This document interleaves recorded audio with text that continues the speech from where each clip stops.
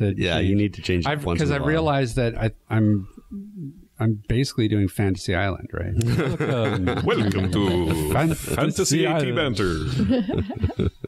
I am Tattoo.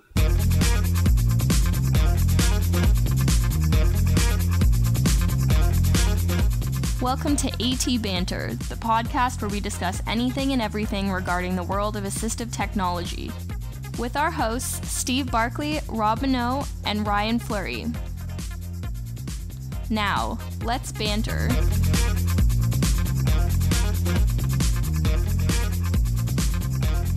Well, welcome to yet another episode of AT Banter. I am Rob Minot, and with me today, as usual, Ryan Fleury. I'm Ryan Fleury.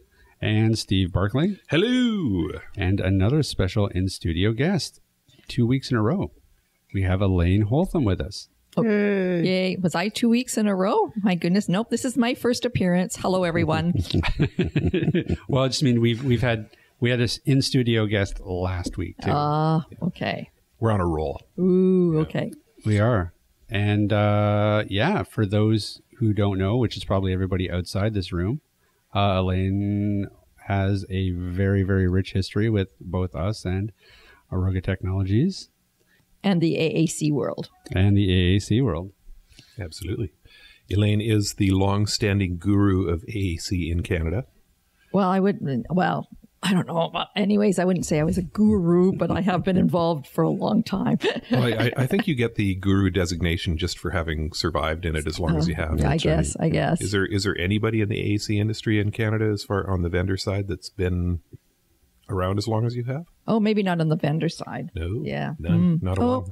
Well, yeah, I guess not. I suppose not. Your last woman standing. Oh, boy. I'm sitting today, so I'm good. Well, we should step it back a little bit just in case we have people listening who the acronym AAC means absolutely nothing to them. And we should step it back and say that today we are going to be talking about AAC, which stands for Alternative and Augmentative Communication. Say that 10 times fast. Okay. No. Alternative and Augmentative Communication, AAC. That's right. And so we're going to talk a little bit about that, what it is, what the history is behind it, where it's come from, maybe where it's going, and just maybe some of Elaine's experiences dealing with it for I don't know, how many years? I started with Aroga in 1993, so probably since then. So how many years does that make it? You do math. 24 years? All right, 20. Yeah, thereabouts. Yeah. 23, I guess. 23. 23 right now. Yeah. Going on 24. Yeah. Long time. Yeah. So I'm almost positive that a lot has changed since those early days. Oh, definitely.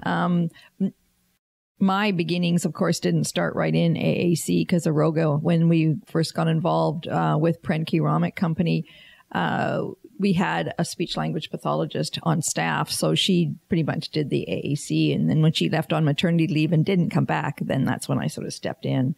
So it's probably been about 1996 or so when I actually got involved with AAC on a more personal basis, on a one-to-one, face-to-face basis. Right. So in layman's terms, what exactly is AAC? Like what kind of devices are they and who are they for? Well, AAC takes on a much different way. Most people think of devices when it comes to AAC, but really it's just an alternative way of communicating. So it can be signing, it can be using manual boards. So there's sort of like low-tech type of solutions for AAC. And then you can also get into higher tech, which includes communication devices. So there's really lots of different ways that you can look at alternative and augmentative communication. But of course, Aroga has been involved with Prentke Romich Company. That's been our main way of our introduction to AAC is through Prentke Romich Company. And they've been, I think this year they're celebrating their 50th year anniversary of being involved in AAC. Do you want to give a kind of a overview of Prentke Romich Company and what they've done over the years? Well, I think they were the premier company that started in the field of AAC. I guess it was Ed Prentke and Barry Romick, who was a graduate student, I believe, who really started they're in engineering and wanted to start a company. And I'm not sure how they actually got involved with doing a communication device. I can't remember the exact history on it, but they did build a great big huge board that they put on somebody's wheelchair that had some pictures and had some words on it. And it really wasn't anything to do with speaking. It didn't have a speech output. It was just a board. And people, I guess, pointed to it or indicated what it was like that. Now, I believe Barry Romick is still around, but I think Ed Prentke died maybe a year or two ago. I'm going to be jumping in and assuming that I believe, because he was, last time I saw him, he was in his 90s. So I think he's maybe passed on by now. But yeah, they sort of got involved in. It's my understanding that their original communication device wasn't all that popular and that it really didn't get any legs until they made the connection with Bruce Baker and Semantic Compaction Corporation and actually started to use different systems representing language. I think, well, I can't remember the exact involvement when Bruce Baker, who from Semantic Compactions, got involved with the Prentke Romick company to come up with a communication system that's still being used by a lot of folks. So we can sort of talk about Semantic Compactions and Bruce somewhere along the way. But yeah, it's quite an interesting field and how it's all evolved. But I do believe the first communication system was not a speech output at all. It was just a big manual board, and then it went from there to be speech output. And the original speech output on these devices was horrible, but because nobody had ever had it before, it was like state of the art in those days. So what year would the big board have been developed? Like what year it would have been about 50 years ago. It would have been 50, because that's how long Prentke Romick's been around. It's about 50 years. And I think that was the original board that they did. I mean, when I came into the field, MinSpeak, or the system that Bruce Baker developed, was already in existence. So that past history is something that was before my time. Right. And so I don't really know how it all came to be, the exact sort of years and involvement of how it went. I just sort of know from hearing from what people said about how it was. And these guys were the first to really come up with this idea and refine it. As far as I know, they were the first ones, the first company that developed this sort of thing. I imagine prior to that, there were boards that people pointed to, or, alphabet boards that people had rudimentary ways of spelling a word or indicating a word.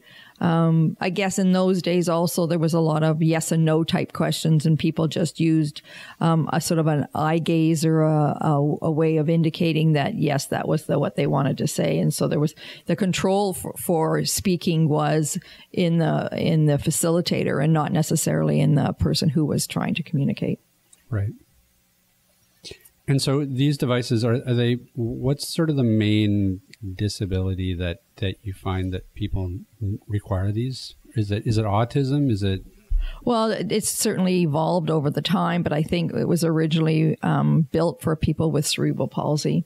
Okay. And so that was what you saw. There was a lot of, I guess, birth injuries where people in their younger years weren't able to speak and had some physical involvements and stuff. And so I think that's what originally was the main focus of the people, the clientele that were using those. And I mean, Steve's been in this as well for as many years, or if not more than me. So he sort of has some idea as well of meeting some of the folks that had, what disabilities they had. Yeah, I started out on the repair side, though, so I didn't really have a lot of interactions with the users until quite a bit later on. Yeah.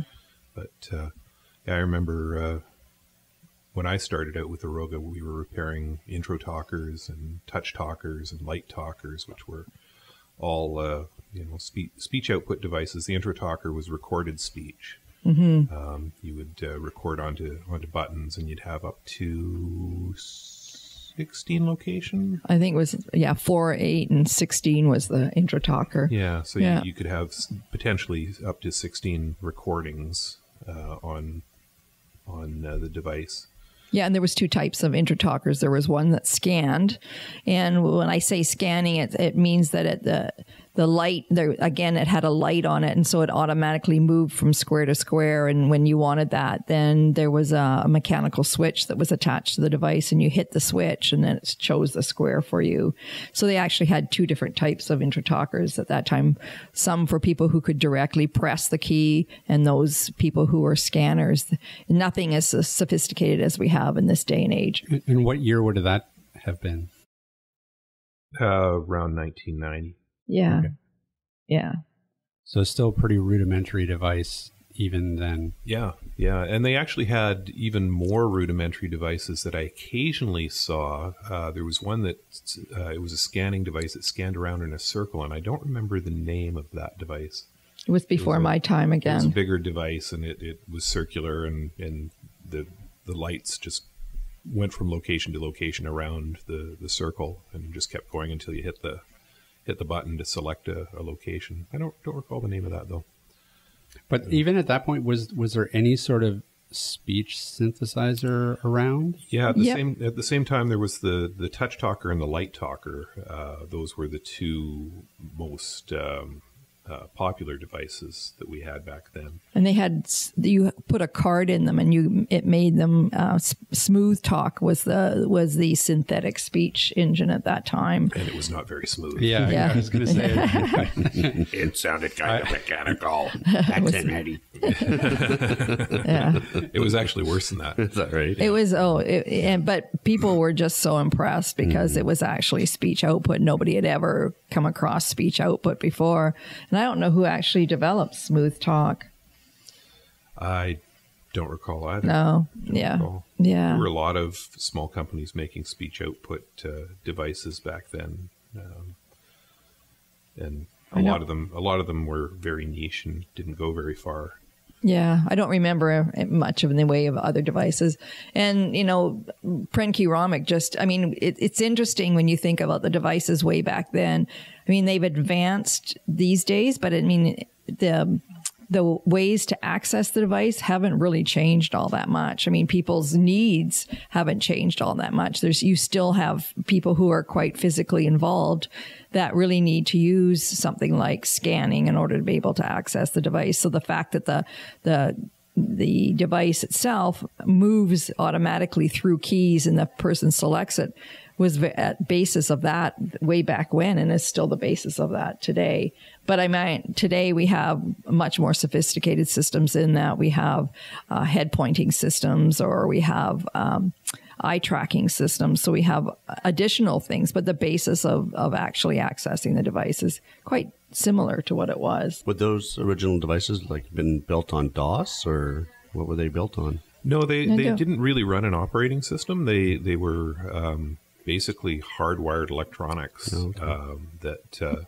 They were dedicated, single purpose. They were strictly for communication, and they were built from the ground up by PRC. Right. I remember touring their plant once and seeing all of the machinery that they had to build these things. And they built them. They designed the circuit boards. They built the circuit boards. They built put all the components on them. They soldered them all on by hand, and assembled the units.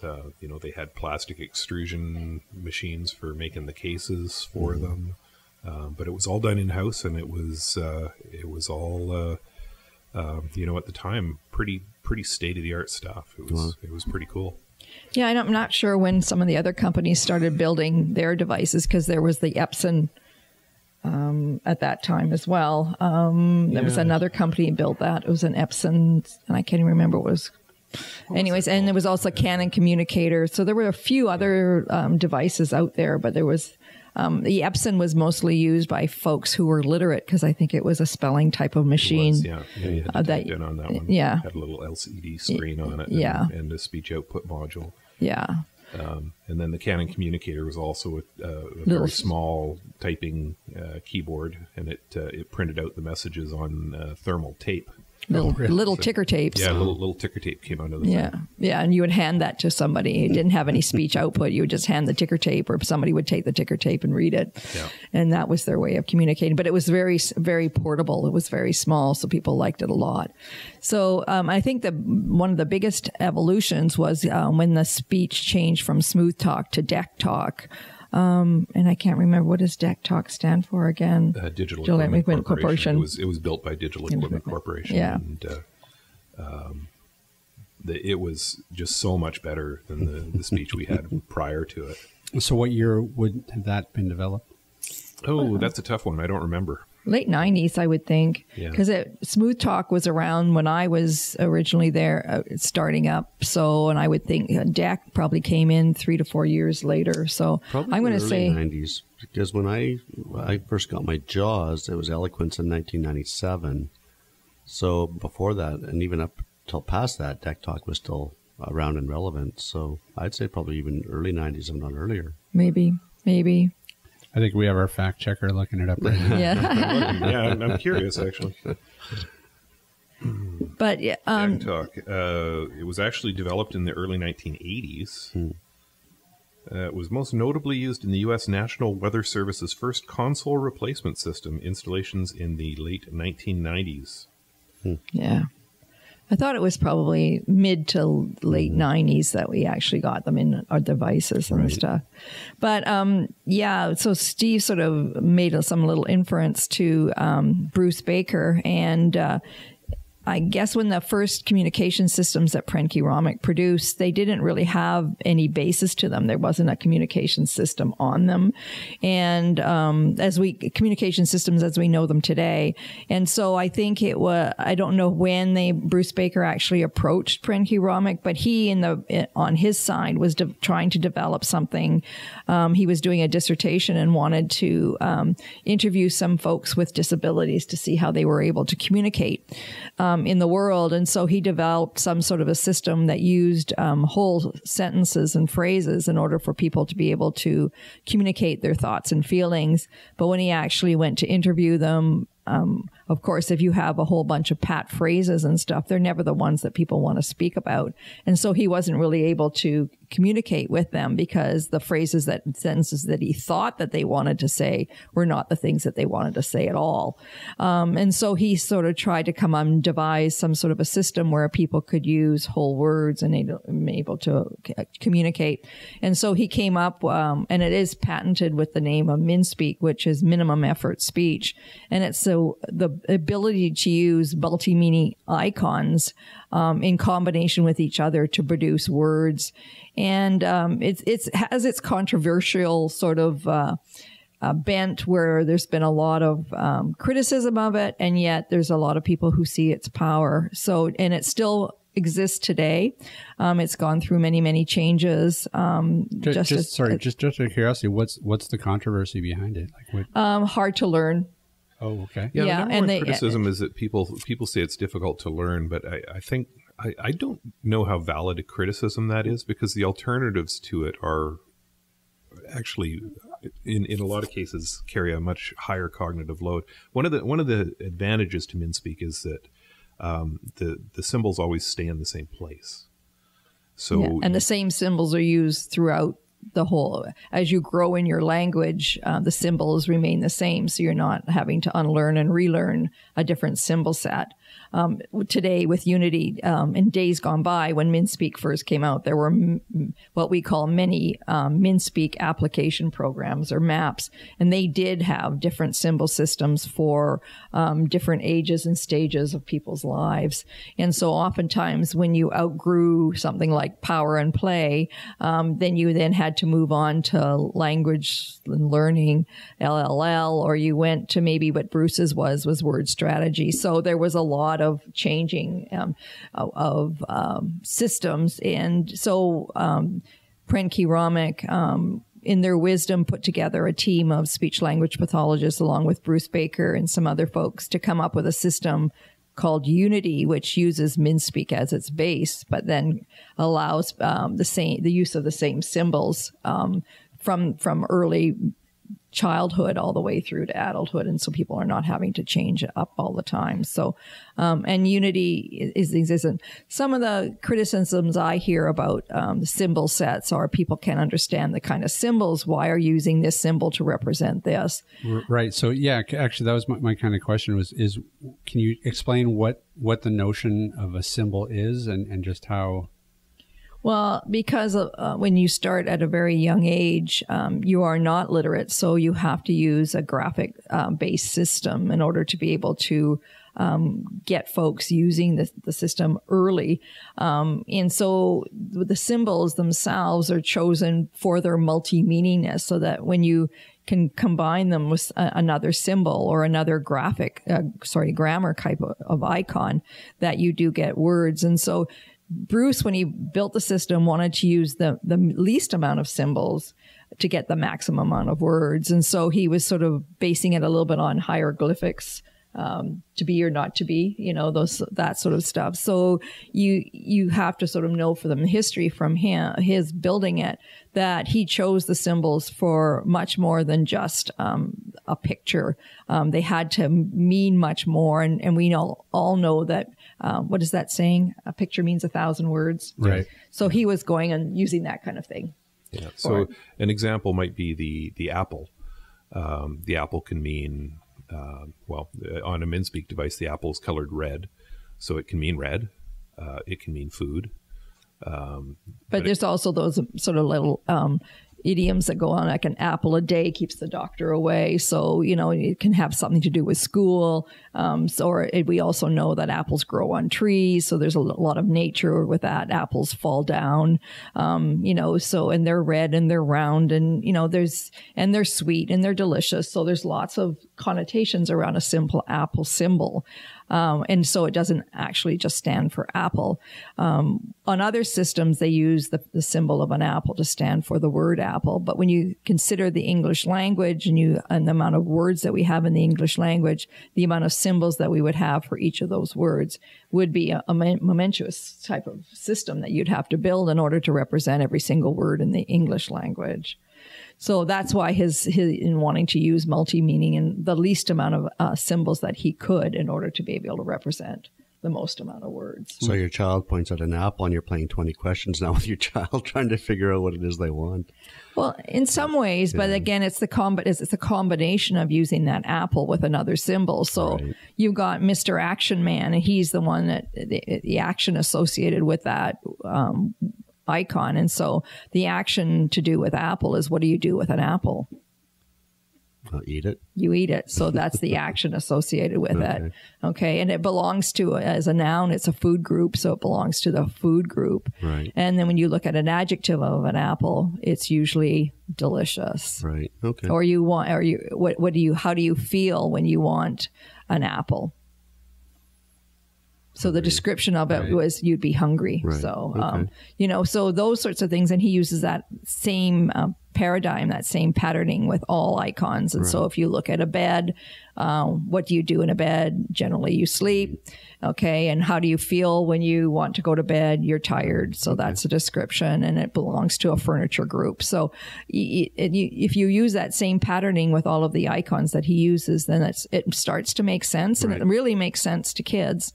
It doesn't make sense to adults sometimes who are trying to teach the kids, because they come with a preconceived idea of what that icon should mean or could mean, and therefore they have a difficulty understanding the patterning and the paradigming. So that's one of the reasons I find that people have a lot of bias towards it, is because they have a preconceived idea rather than just taking it as it is and having fun with it and teaching it and all those sorts of things. So once it's mastered, it's incredible the speed that people can communicate at with it. I've carried on real-time conversations with people using these devices, and they can respond almost as quickly as somebody speaking. There's a little bit of a delay, but they have access to a huge vocabulary of words. And one of the other really powerful things about MinSpeak and Unity is that because the icons stay in the same place all the time, you build you're essentially developing motor planning. So somebody can communicate on a print keyramic device without actually looking at the device. And I've had, Elaine mentioned earlier, some of the earlier devices actually had paper overlays. So you slid this piece of paper in that had all the pictures of the symbols on it. And that's how you got your reference for, because there were buttons underneath each symbol. That's how you knew which button to press for any given symbol. Well, I've had a conversation with a fella who had basically been using the device for so long, he just discarded with the paper overlay. He just knew where the locations were, wow. And he operated it with his feet. Wow. Wow. Yeah, you see some pretty amazing when you start going to conferences, and there is a conference coming up in August in Toronto called ISAC, International Society for Augmentative and Alternative Communication, and a lot of communicators. I don't like to call them users, but that's what seems to be the typical name for them. A group that's local here, the cool communicators, didn't want to call themselves users because it sounded like they were on drugs all the time. Fair enough. Okay. So I try and call them communicators. But it's quite interesting that some of the things that how powerful you get to see folks that are using Unity and they just fly through their systems because and as Steve says, with the motor planning or the automaticity that comes with it, that their fingers or their eyes will automatically move to those keys, the next key that they want even when they're saying a word, they're automatically moving to the next word or the next icon in order to be able to continue on with that. So it is, when you get a chance to meet up with folks who are using Unity-based systems, it's quite powerful. It's quite moving for individuals who have never seen it before. So it sounds like when a device is first introduced, it sounds like there's training for both the communicator and as well as the caregivers. Is that right? Generally speaking, a device like this is going to be implemented with a speech-language pathologist doing the majority of the heavy lifting and planning of vocabulary. What that person needs access to, and what order they're going to be taught in. Yes, there is training on both sides. Obviously, the speech-language pathologist needs to be familiar with the device in order to teach it to somebody else. So it's really critical that they have that knowledge. So Elaine spends a lot of her time teaching SLPs, arranging workshops, providing support. Yeah. Is there a lot of training, say, for the parent? Yep. Parents are, like in the past, we did a lot of training.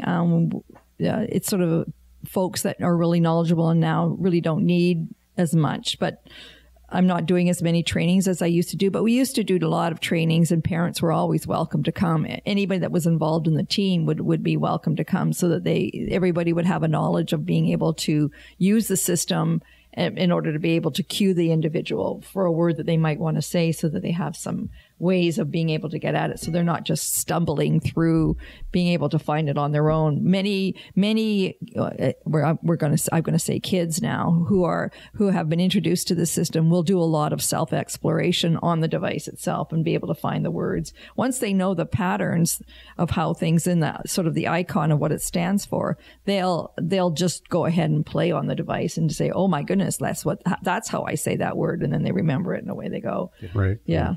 And the devices are so much more advanced now than they were in the early days. They're all built over top of modern operating systems, and right. They're basically running as applications over top of platforms like Windows or Android, and they have features built into them now. So if somebody's trying to say a particular word, they can actually type in the word and it'll tell them what the symbols are for it. I see. So that they can go back and say, okay, well, that's where it is now, So the late 90s then, from the sense I'm getting, is really when things started to change. That's when Deck Talk came in, and that's when MinSpeak started to be used? Or? I think MinSpeak was around before that. But I mean, Deck just made the devices nicer sounding, and so people were using it. I mean, Touch Talkers had been around. I don't know when the first Touch Talker came out. think they were in the 80s somewhere. Yeah. I think the touch talkers were already in existence when Aroga got involved with Britke Romick Company at the end of 1987, I believe it was. So they've been around for a while. But I think as time went on in the 90s, we got more sophisticated devices. They moved away from touch talkers and they went into the Liberator and the Delta Talker. And the Alpha Talker came into existence. And so there was the sophistication of a more advanced system and a system that made it easier for people to use because there wasn't so much technical support needed. They were a little bit easier to deal with in order to be able to program them or do changes and stuff like that. So, and we also got like LCD screens on them so you could actually get some, see what you were doing, whereas the touch talker had a little bit of a screen, but you didn't really get the same sort of sense. And so the sophistication of the technology really increased as in the 90s. You got much of a Liberator, really opened the door for a lot of people. You went up to 144 locations, whereas I think before that, 84, I think, was it? Yeah, about that, yeah. Yeah. So there's been a lot of advances. And then, of course, with dynamic displays, that was another huge move towards a more sophisticated system. And so we saw the Vantages and the Vanguards come into play where you had one great big huge display, LCD display. And so there was no longer keys on the screen. So you weren't pressing keys, you were pressing a display, and it was switching to another page automatically. So there was a lot of things happening. Touch technology. Yeah. And the access methods have become a lot more sophisticated too. You know, going back again to the touch talker, light talker days, you had either direct selection where you're pressing the buttons. You had row column scanning. You had joystick access. You could do single or dual switch scanning. And then they did have a head pointer for it as well. There was an infrared head pointer which was wired to the device, and you wore a little infrared emitter on your on the side of your head, and you could point at the lights, and you would see an LED light up on whichever key you were selecting. And then if you either hit a switch or waited long enough on that location, it would activate that location for you. Since then, we've added things like head pointing, as Elaine mentioned, where you wear a little silverized dot, sometimes on a pair of glasses or on your forehead or on a hat, and the device tracks your head movement and lights up whichever key corresponds to where you're pointing. And now, most recently, the big step forward is eye gaze technology, where you can actually look at the keys, and it'll select a key for you, and you can, in some cases, you can blink to activate that location. And that's really important because there are certain conditions like ALS where somebody over time will lose their ability to move their head, so they can't use head pointing technology anymore. They might not be able to use a switch reliably anymore.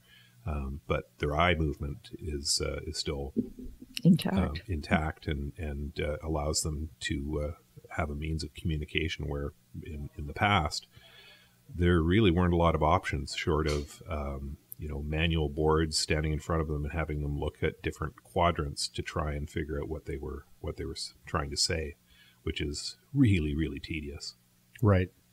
Yeah, so there's been some major changes in the way of access, and yet there hasn't been. I mean, some of the original systems that we saw, provided the kind of access that people still need and they're still using when it comes to scanning and head pointing and those sorts of things. But in some ways we've advanced in the technology. The communication systems that individuals need are still the same, but in now using touch tablets, we now get into being able to access our own email and get on the intranet and all those sorts of things. So it's another mode of communication. But when it comes to face, it really hasn't changed much over the years. And so it's quite interesting. Sometimes the more advanced technology, I think, complicates things for people because it makes people sort of move away from supporting somebody and getting up and going on their communication systems and moves to trying to get them on email and Facebook and doing all those sorts of things where the sense of just knowing their system and knowing how to use it and communicate with it is much more powerful than actually, being on some of the social media sites, etc. So, I mean, there's sort of food for thought, and I think people, again, would have some discussion around that and would spend some time about it's all a mode of communication and what is more important for the individual. So, but with face-to-face, if you can't communicate, you're not taken seriously. I mean, somebody would judge you if you couldn't be able to talk to them in some form or another, because they would just assume that you didn't know how to talk or you didn't have any intelligence in being able to talk. So, there's some dynamics that people have to give some hard and fast thought to when it comes to providing support and teaching a system to somebody. Well, and it's got, it's got to be incredibly frustrating for somebody to not have a way of communicating. Yeah. As I said before, some of the communicators that I've met over the years have amazing stories and have written books on it, and they've done movies and stuff. So, you just have to sort of step back and put yourself in their shoes and figure out what you need to do in order to help them become the kind of people that they want to be. It brings in another thing about literacy. If you can teach somebody how to spell and be able to spell words, then in combination with a system, spelling is not as quick as using MinSpeak or Unity, but it does give you access to those words that you don't have in your system. So there is a big push to become literate as well. But I have to bring up, when it comes to using Unity and MinSpeak, and we're all these days, core words is the big buzz for all of the vendors or the folks that are building communication systems. Everybody's got the buzzword of core vocabulary. And one thing that Bruce Baker put into his systems long before anybody else did, everybody was always phrase and sentence based, is things like I want, and then combine it with to play a game, to eat an apple, to go outside. So they sort of did a phrase combination type of thing. But again, you cannot predict everything that somebody's going to be able to say. And they've now done a lot of studies on analyzing what people actually do say on a routine basis every day. Every common person says, and what they're doing is they're saying core vocabulary, and core words make up 85 to 90% of all of our vocabulary in a day of what we say. And if you actually did a language sample of what people say, you'll find out that most of the words are pronouns, preverbs, verbs, and adjectives, and those are really hard to represent with a picture. So if I said the word want, and I wanted to conjure up an icon for the word want, nobody in a room would agree that the same icon for that word. So when Bruce Baker actually created a system so that he could do it, yes, he chose an icon that some people may not agree with, but again, he was able to create a system based on core vocabulary. So he had a patterning to do pronouns and pronoun preverb phrases and all those things. Like when you think of it, verbs, there isn't much in the way of verbs that can be represented by a single icon that would be universal to be able to understand it. So you have to sort of take all that into consideration. So a Unity-based system, I always thought that Bruce Baker was quite a genius in the way he developed MinSpeak at the beginning and the icons that he used. And they haven't changed much over the years. They've stayed the same, and they've just built on those icons that he originally chose. So quite amazing.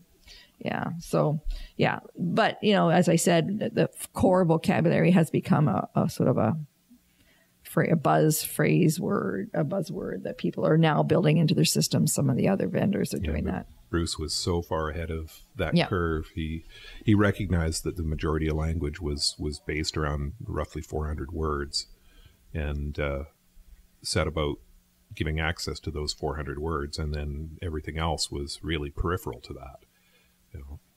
Yeah, it'd be interesting for people just to stop and listen to what they say and actually write down the sentences that they say as they say them, and just look at the words that they're saying. Very few nouns. I mean, our whole conversation today, have we actually talked about the only thing we talked about was Apple because it was an icon. But when you look at fringe words, which are nouns, we haven't said a whole lot of them in this whole conversation. It's been quite amazing. We haven't talked about specifics. Yeah, unless we were talking about specific products. Yeah. Yeah. But if you look at systems that people developed, especially in the past, I think people are getting a lot better at what they were doing it. If somebody was going for a meal, they would put all the food related words on the page. And yet, so people would just sort of point to words. And so again, the control of the communication was in the person who was facilitating it.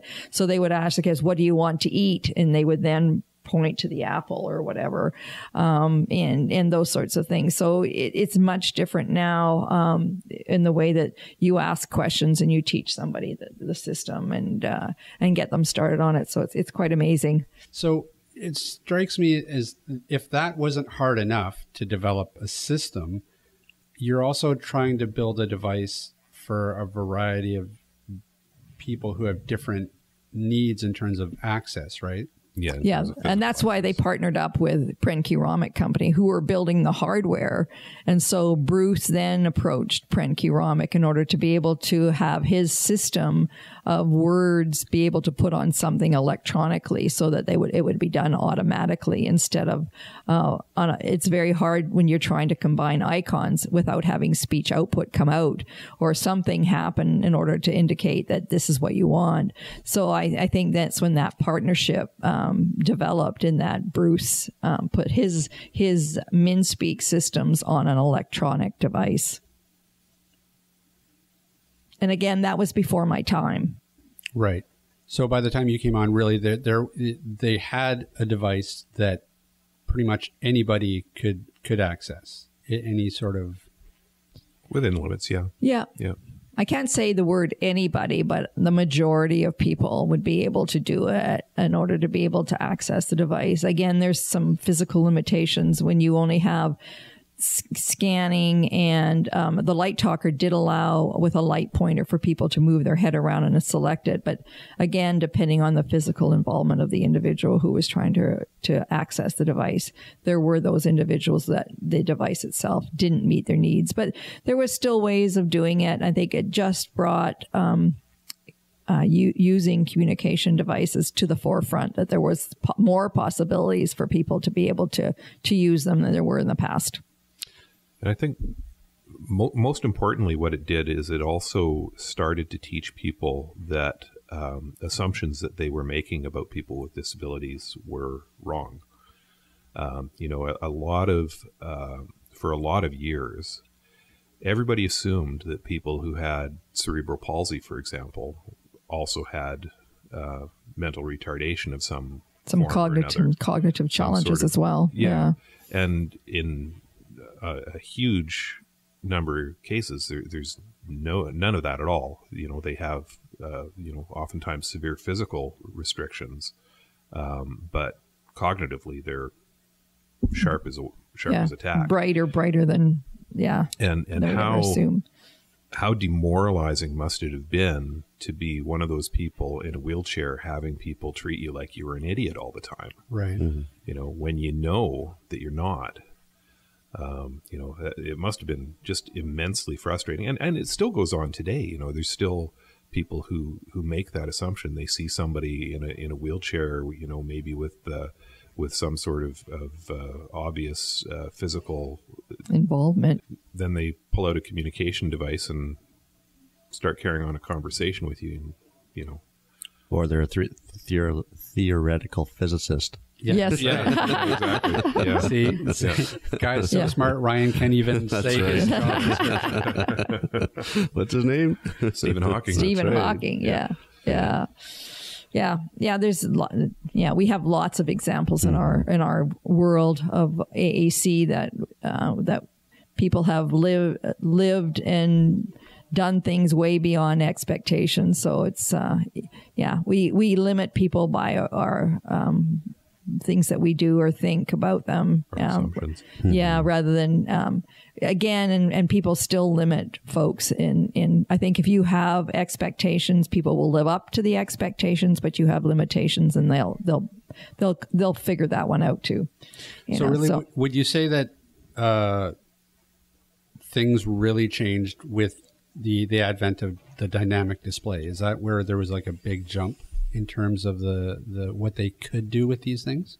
I think some people would say that. I think at the time when dynamic displays came out, Prentke Romich was still looking at motor planning and automaticity, and with dynamic displays and this constant change, people couldn't become as automatic as they were in the past when it was a static keyboard. Just as same as there's a lot more visual needs and physical needs needed in order to be able to access a display that's constantly changing. I think you have to sort of think of yourself when you're looking at, if your keyboard that you used on a computer was constantly changing, then you'd have to be always checking it out to make sure that visually checking it out, which is a different cognitive change that you would actually have to be more involved with your device than to be able to sit there and when you look at touch typists versus people who are actually one finger typists, they're having to look at their keyboard in order to be able to follow through. But with touch typists, they're actually looking at you and being able to type at the same time. And so the advent of dynamics displays did change the face of AAC big time. And there was reluctance on PRC to go ahead and move towards dynamic displays. But the marketplace drove them to be able to do that because all of their competitors were doing dynamic displays. And most of the, I would say, the teams that were supporting people using AAC saw them as being state of the art without thinking about the individual who was using it. So, I mean, I think it has moved forward, and I think dynamic displays and touch tablets now are de rigueur. I mean, everybody has them. So you have to be part of the world today. But there's still folks that stick on to using a communication device that has what we call a static display or something like a keyboard on it, that they're accessing it that way. That was one of the questions I had, is now that we have, iPads and Android tablets and, hundreds of different communication apps on these devices, is there advantages or disadvantages to having a mainstream device over a dedicated communication device? Well, I think I sort of inferred a little bit about that, in that people are now spending too much time teaching people how to use Facebook and going on the internet and doing their email and stuff, where they're not actually doing the communication system. So it sort of blurs the lines a little bit of being able to teach that system to somebody. Is that if you get so caught up that Windows isn't doing what you want it to do, and this person is sitting there not being able to communicate, then what is the purpose of that communication device? Its basis is communication. So if and I know people again would question me on that, being on Facebook, doing your email is a mode of communication. Yes, it is. But if you can't do face-to-face communication, then what's the point? Right. But there are apps that have made headway, such as ProLoco, right? Like, where would that kind of fit into the whole communication arena? Again, it's not a product that I'm happy with. So, it's interesting that you would bring that up, because I think there's other ones that are better than ProLoco to go. But I know a lot of people support it big time. Again, it started out as a phrase-based vocabulary. In this modern day and age, when people knew core vocabulary was really important, right, it was using phrases and sentences. And so people were still stepping back to that same old, this is faster for somebody to be able to use a phrase in combination with another phrase and they'll be able to say it. Right. Those sorts of things. But I think they've actually developed a system now that has some core vocabulary. So it's moved into the arena of, yes, having that. Again, when you put an iPad in front of a kid who's been really used to playing games and stuff on it, and you'd say, okay, you can't play a game anymore. You can only use it to talk. And will that kid be happy with that? No. Right. And so, there's lots of things that you have to consider when yes, it's moved ahead, advanced people's knowledge of AAC, and they're wanting their kids more to be able to talk and stuff like that. But there's some real concerns about what you're introducing when you bring in a system that has multiple, things about it instead of just being a dedicated communication device. Right. There's all kinds of positive and negatives. I mean, the positive side of it is that if you're using mass-produced technology, it's always going to be cheaper. Mm-hmm. Dedicated communication devices are extremely expensive, but you can get an Android tablet for $100 these days. Right. And an app for a couple of hundred, and there you've got a system. Yeah, and put a case on it and a speaker, and yeah. But then you also have to look at, okay, well, how robust is that system going to be? If you've got somebody who, we talked about the drooling earlier. If you've got somebody who drools, is that device really going to survive that? Right. Is it going to be able to survive a drop? These are all other things that you have to consider. And then also along with that, if you're getting an off-the-shelf device and throwing an off-the-shelf app onto it, what are the limitations of that app? Who's going to teach that app? How is somebody going to learn? Where's the support going to be? Right.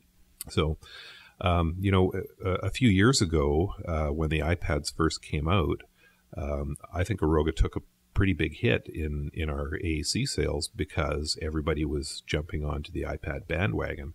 And we were really looking at it and wondering, wow, is this the way it's going to be in the future? Is this going to kill the AC market?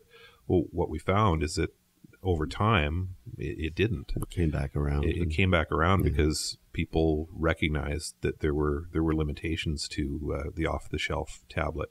Not the least of which is, hey, if you've got a system sitting there that plays Angry Birds and you've got a sibling, good luck with your communication device, dude. Yeah. That's right. Yeah. And also you have to consider is what about those kids that aren't being able to direct access and being able to touch a screen? So those scanners and those eye gaze folks and those head pointer guys, are they feeling, a lot of them don't want to use their systems anymore because they want to use an iPad, and the iPad doesn't provide that kind of thing for them. So, there's lots of things that you need to take into consideration. And oftentimes with apps, we all know that we surf around and we hear things about good apps, and somebody will say, oh, yeah, I've just found out about a really great app. You should try it out. And so parents were doing the same. They didn't know the apps. They just got a recommendation for somebody that it was a good app. Was it a good app for their kid? Who knows? They just went ahead and bought it and then sort of said to their speech pathologist or their teacher or something, oh, this is so little Joey's communication device he's using blah, blah, blah with blah, blah, blah.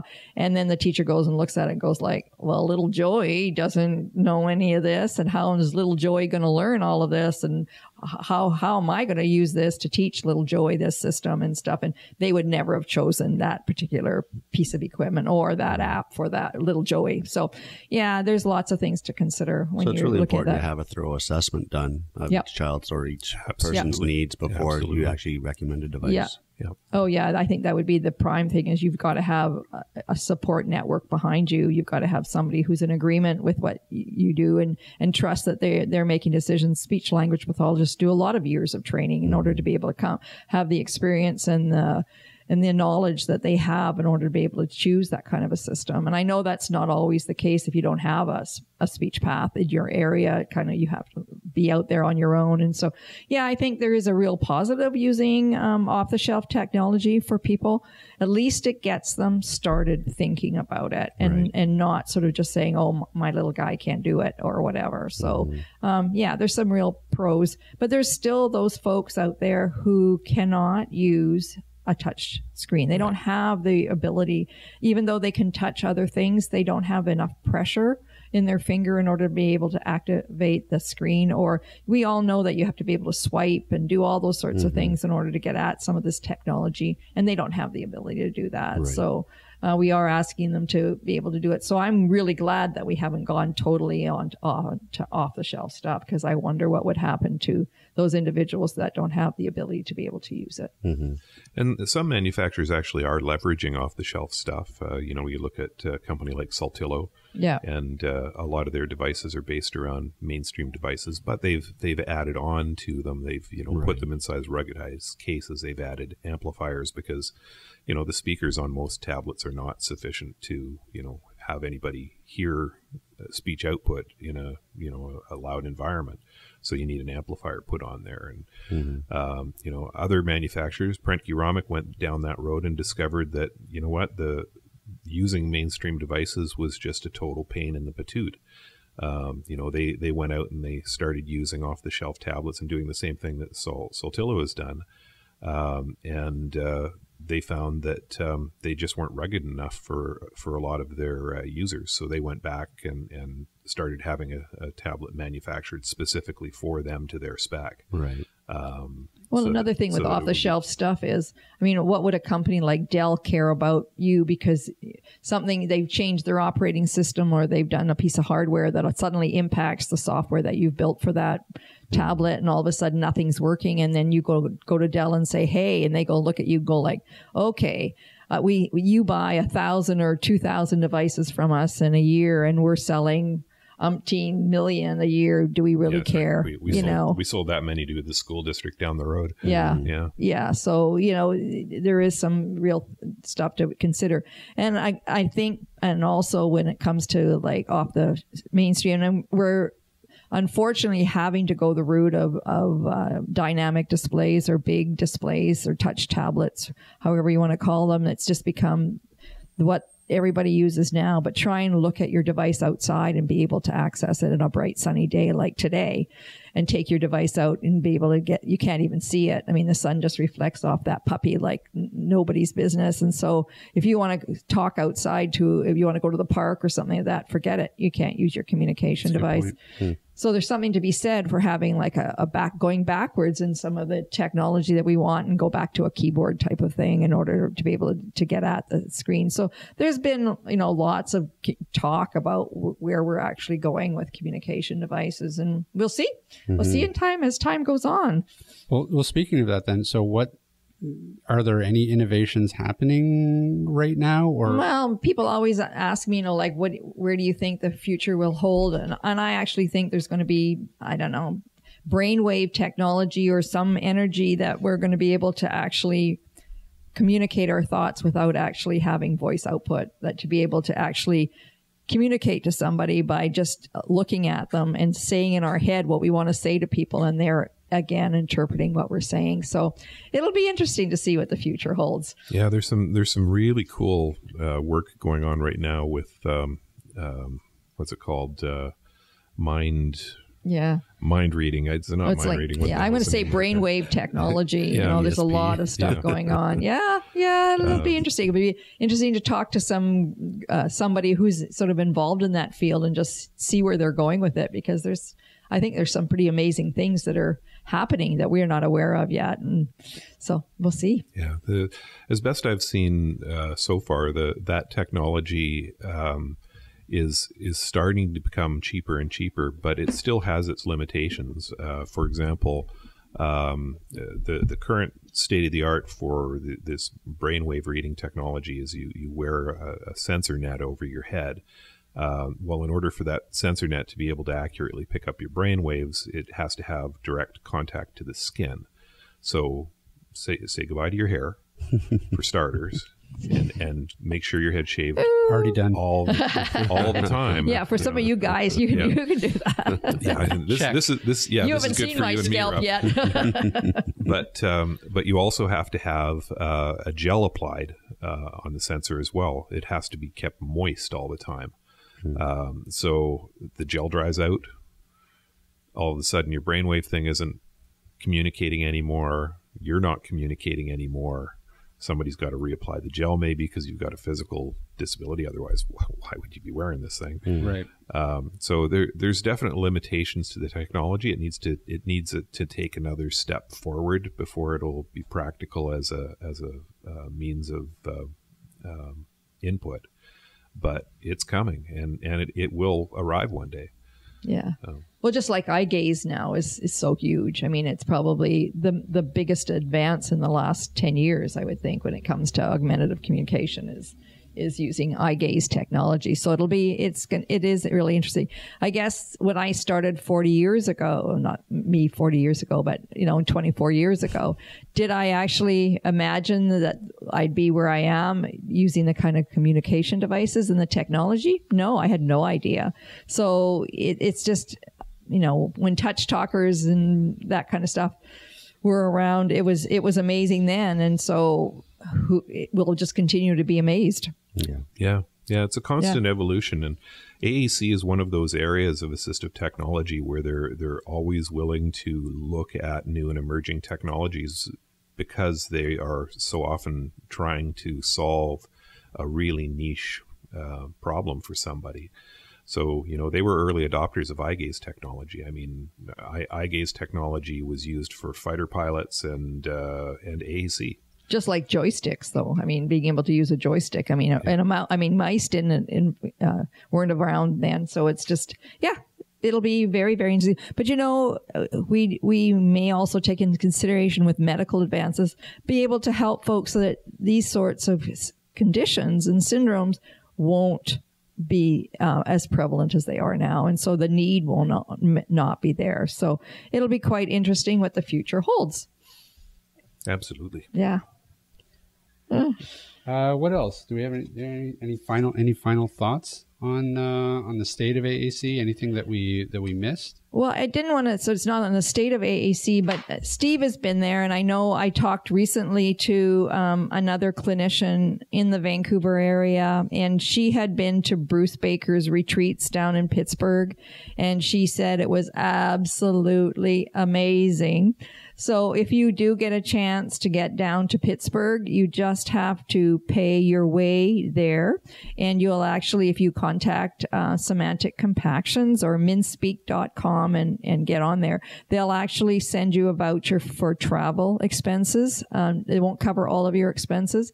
But once you get to Pittsburgh, then you're fed and bed by, well, I shouldn't say that. That doesn't sound good.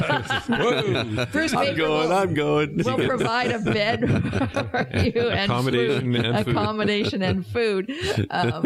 Anyways, he's an excellent host, a very generous host. Yeah. So, and you get to attend his retreat, and he has not only himself there, but he has some very high profile speakers, Gail Van Tatenhove, Carolyn Musselwhite. Who was there, Steve, when you were there?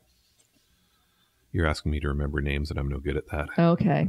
Russell Cross comes, so he does have a lot of presenters that are there. And of course, you get the social networking of the other individuals that were there. So he gets really booked up quickly with his retreats. I call them retreats. I don't know if there'd be a different name for them, but I just find that workshops. It's just, workshops, but it is, you're sort of immersed in it for the weekend and stuff. And it's just, it's absolutely amazing. So if anybody has a chance to go and they want to learn a little bit more about AAC and the history of MinSpeak and Unity and just learn therapy materials and ways to teach it. And just as Steve says, drink the Kool-Aid. Yeah. I mean, just having the chance to interact with Bruce, stay in his home,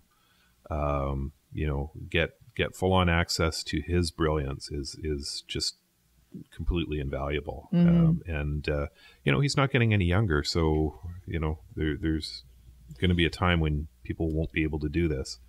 And if there's any opportunity for you to go down there and learn directly from Bruce, boy, I'd jump on that. Yeah. Yeah, I think there's some other folks from around this area that are trying to do that. So, yeah, I know education dollars are slim, but if you can, it would be. I think you wouldn't regret a minute of it. So, I guess if you want to learn more about Unity and stuff too, I mean, Prentke Romich on their website has lots of online trainings. You can do self-study courses. The AACinstitute.org has lots of information there as well. As Rob says, we have our websites and everything, but Prentke Romich and Sawtilla Corporation have their same. There's lots and lots of information out there if people want more. And of course, you can contact us, or me specifically if you want to talk to me. Just get some of our energy and some of our information and take it from there. Yeah. And we'll link to all those sites on in the show notes. But we sort of jumped around a lot and talked a lot about a lot of different things today. And I'm sure people are either sitting there on the other end of listening to this and going and shaking their heads and saying, you guys missed out on some great big things. But this is just our thoughts. They always do that. That's right. This is just going to be our thoughts on it. And yeah, we might have some things real wrong. And I guess if some of those things are real wrong, let us know. Certainly, I mean, you can email your thoughts too. Ryan? Email address is atbanterpodcast@gmail.com. Okay. So smooth. Mm-hmm. What's the website address? www.atbanter.com. And we have a new website, so check it out. Absolutely. And we have a Facebook, and we have a Twitter feed. And a Google Plus page. And a YouTube channel. We're amazing. Yeah, you guys are. I'm We are amazed. freaking fancy. We are. Yeah. I feel like I want to open up the lines now for people. That's right. Yeah, we'll take callers now. We'll take callers now. Rachel, call us. We're a call-in program now. Well, it feels like it's a call-in program. And we have Rachel at the front. What's your question, Rachel? What's for lunch? Excellent. Well, Great. thanks, Elaine, for coming in and talking to us. Well, thanks for having me. That's been really exciting to be able to talk about this. I could, people who know me know that I could talk on this kind of subject forever.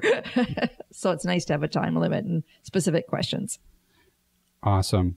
All right. Well, if that is the case, then let's back this thing up. Goodbye, No, goodbye. it was pack this thing up. I Pack said it up. back this thing up. No, I didn't. thought- I said pack. He said back. It sounded like It back. did sound kind of like back. It did sound like back. Yeah. Yeah. Play it back. You can play it back and you'll see that you said back instead Yeah, of pack. probably. But, All right, but so- we should pack it up. All right. If that's the case, then let's pack it up and put this thing to bed. So I have been Rob Minot. And I'm Ryan Fleury. I remain Steve Barkley. And I'm always Elaine Holtham. See, I like this. I like these outros. All right, everybody. We will see you next week.